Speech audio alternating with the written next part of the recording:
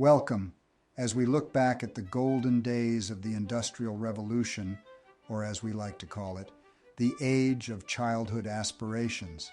From New England textile factories to southern cotton mills and Midwestern mines, little hands ushered in the success of the American industrial machine. During the glory days, 1 in 5 children aged 10 to 15 was busy doing an honest day's work.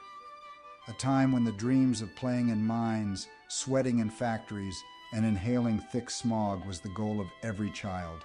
All this and more on child labor in the Industrial Revolution. Actually based? Look at this face, positively glowing with the thrill of industry. Can you feel the eager anticipation of 14-hour shifts and the prospect of being completely covered in a fine layer of soot? There was no such thing as asthma or other made-up ailments back then.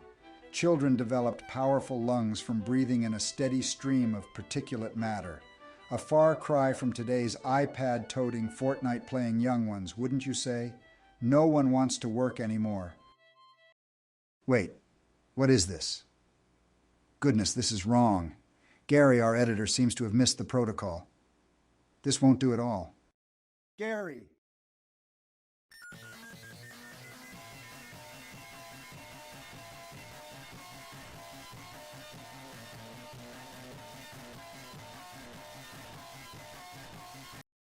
You know, Gary's only 11 himself, and we don't even have to pay him because he's my nephew. Isn't that great? Ah, there we go. Now, where were we? There are some commonly cited inconveniences of the era that the media conveys as child abuse. However, these effects greatly benefited society, including the children most importantly. Let's start with the alleged long working hours. Modern detractors would have you believe this was detrimental to children's health and development, but it was quite the opposite. Long hours on the factory floor meant shorter hours on the crime-ridden streets. Let's face it, 12-hour shifts in well-lit and only mildly flammable factories kept our young workforce out of back-alley mischief. Isn't a bit of honest sweat far better than a life of petty crime? Next up, let's discuss the lack of formal education for these industrious young souls. Oh, the lamentations of those who cry for lost classroom hours. But this insidious little myth is easily debunked. The factory floors and coal mines were schools in their own right.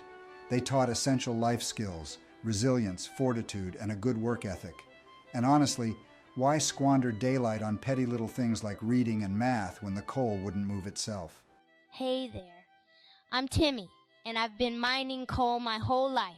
Some fancy folks say I should be in a classroom learning how to read and write.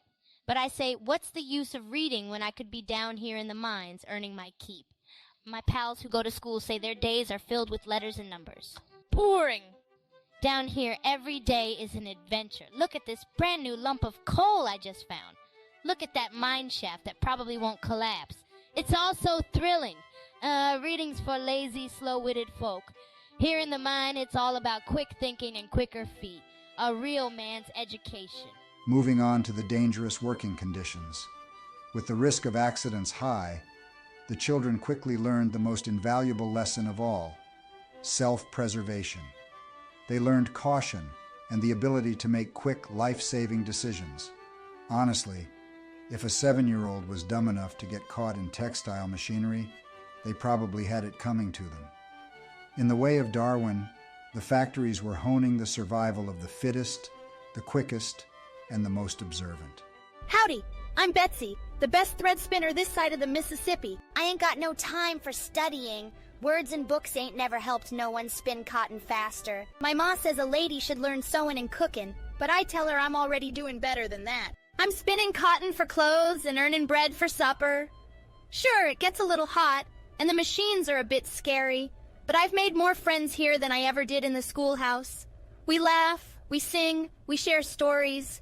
It's like a big, noisy family. Finally, we address the exploitation of child labor. Yes, the majority of the profits did go to the factory owners and mine owners instead of directly to the children. But who would be so heartless to deny these savvy business tycoons the fruits of their workers' labor? A third house isn't going to pay for itself. Let's look beyond that. These hard-earned pennies that the children scrounged up contributed to their families' incomes, helping to stave off at least a little bit of their hunger. It built character for the lesser and inferior poor folk and was communal contribution in its rawest form. Here's one more thing we need to bring back. Smoking for children.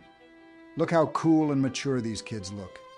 Why, this young man, Jeremy, might look to be 8, but he's actually 16. How's that for the fountain of youth? Even now, children are doing their best to make it clear how they desire to return to the good old days. The most popular video game now, it's called Minecraft, a game where children simulate mining and crafting like they were intended to, diving deep into digital mines, striking pixelated pickaxes against cubic blocks of virtual coal, fashioning new products out of gathered materials, subconsciously longing for the echoes of their predecessors' toil. Oh, how cruel fate is that children can no longer enjoy the hard physical labor that they crave. They yearn for the clatter of machinery, the feel of a pickaxe in their soft hands, and the satisfaction of seeing the fruits of their labor piled high in factory warehouses. Without a doubt, the children yearn for the mines. It's an unmistakable call, a silent plea for a return to the old ways, when the world was powered by coal in the small, determined hands of the youth. If only the winds of change could blow us back to the golden age of the Industrial Revolution. But fear not. We'd like to bring your attention to a small glimmer of hope we are now seeing. In a surprising twist, in the past 2 years, 14 states have introduced or passed laws that have weakened child labor restrictions. In just the past few months, Arkansas and Tennessee have been successful in their efforts to repeal child labor laws. Here's Arkansas Governor and brave patriot Sarah Huckabee Sanders signing it in the new legislation. Why, just look at the ecstatic faces of these young men, no doubt aching to heed the call of the factory floor and the mine shaft. They seem to be almost incapable of containing their unbridled joy. In Minnesota, there is a proposal that would allow 16 and 17-year-olds to work on construction sites. Republican State Senator Rich Draheim, a sponsor of the Minnesota bill, said in a statement that eliminating work opportunities for youth just because of their age will make it even harder for businesses to find reliable employees. Businesses teach these youth workers skills that will prepare them for their future and maybe even attract them to their industry for life. Well said, Senator. Here he is in front of a school bus full of children who will be elated to know that they are not going to school as they previously thought. Instead, they're being sent to work at the city sewage plant. How exciting. It might be harder for the rest of the woke liberal sissy states to follow in the footsteps of Arkansas and Tennessee, but we're also hearing whispers of migrant child labor making an under-the-radar comeback. It's like a symphony of returning to the old order, set against the cacophony of modern regulations and misguided empathy. The fruit fields are once again being filled with youthful energy, nimble hands harvesting ripe possibilities and plucking at the chords of nostalgia.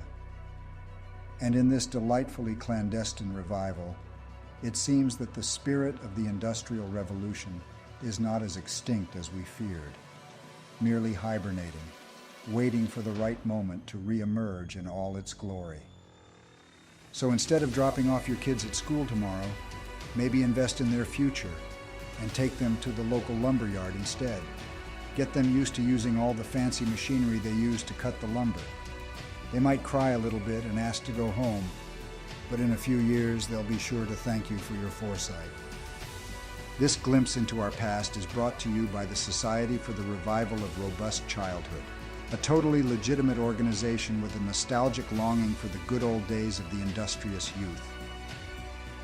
Special thanks to the Koch brothers, the Heritage Foundation, and the American Enterprise Institute. And viewers like you, thank you